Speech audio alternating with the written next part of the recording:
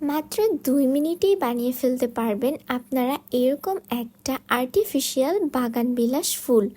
তো বাগানবিলাস পছন্দ করে না আজকাল এমন মানুষ দেখাই যায় না। তো আজকে আমি মাস্কিং টেপের সাহায্যে একটা বাগানবিলাস ফুল বানানোর চেষ্টা করব।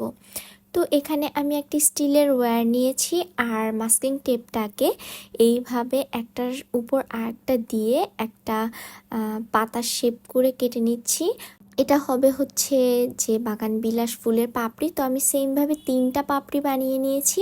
আর বাগানবিলাস ফুলে তো 3টা পাপড়িই থাকে। আর এখানে আমি ডমসের ব্রাশ পেন নিয়েছি, সেটার সাহায্যে এটার যে কালার ম্যাজেন্ডা কালার, এটা কালার করে নিচ্ছি। তো এইভাবে আমি 3টা পাপড়ি একে একে কালার করে জাস্ট একটু শুকিয়ে নেব। আর তারই সাথে আমি এটার জন্য একটা পাতাও বানিয়ে নেব সেম প্রসেসে। আর পাতাটাকে আমি গ্রিন কালার দিয়ে কালার করে নেব।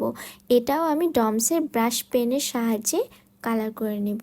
তো পাপড়িগুলো অ্যাটাচ করার আগে এখন আমাকে বানাতে হবে এটার মাঝখানে যে ছোট সাদা সাদা রেণু থাকে সেটা। তো এখানে আমি 3টা স্টিলের ওয়্যারের মধ্যে ছোট ছোট সুপার ক্লে দিয়ে বলের মতো বানিয়ে এগুলো দিয়ে রেণু বানিয়ে নেব। তো বাগানবিলাস ফুলে 3টা রেণু থাকে, এখানে আমি 3টা রেণু বানিয়ে নিয়েছি। এবার একে একে রেণু আর ফুলের পাপড়ি আর পাতা সবগুলো একসাথে অ্যাটাচ করে দিয়ে মাস্কিং টেপের সাহায্যে আমি একদম অ্যাটাচ করে দেব। তাহলেই হচ্ছে আমাদের একটা সুন্দর বাগানবিলাস ফুল একদম রেডি হয়ে যাবে। আর এখানে আমি সেম প্রসেসে আরও একটা ফুল বানিয়ে নিয়েছি। এবার 2টা ফুল অ্যাটাচ করে তার সাথে আমি পাতাগুলোও অ্যাটাচ করে দিব আর মাস্কিং টেপের সাহায্যে চারপাশটা দিয়ে সিকিউর করে নিব। তাহলে আমাদের খুব সুন্দর ও ইউনিক দেখতে একটা বাগানবিলাস ফুল একদম রেডি হয়ে যাবে। আর এটা বাস্তবে দেখতে এত সুন্দর, একদম মনে হচ্ছিল যে আমি একটা অরিজিনাল ফুল হাতে নিয়ে আছি। কেউ দেখলে বুঝতেই পারবে না যে এটা আমি আর্টিফিশিয়ালভাবে বানিয়েছি।